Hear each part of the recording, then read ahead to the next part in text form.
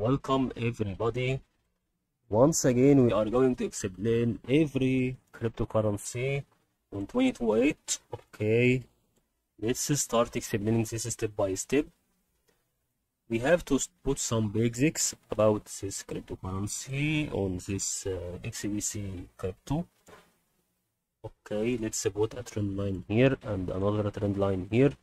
It seems that there also here a lot of resistances and supports that are related to one of those trend lines or two trend lines. Okay, here are support, here is a support, and here is support, resistance, support, so, and resistance, okay. Here's the resistances, and here's the one support, two support.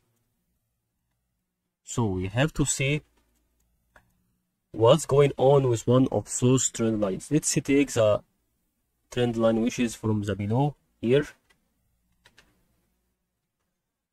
If you see, there is a lot of increasing in momentum, so more than decreasing, or a lot, or it should be.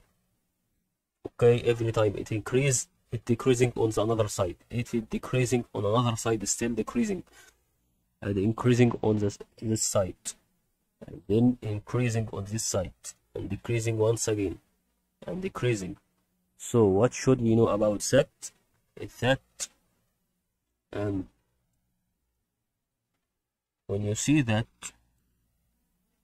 there is a relation between the waves that's moving around this part and the trend line itself. When you see a trend line is going to make, for example, an interaction with wave, the wave should take a reaction or a process or new process, so it will go, for example, like this. So you have to wait until it reaches a small part of this.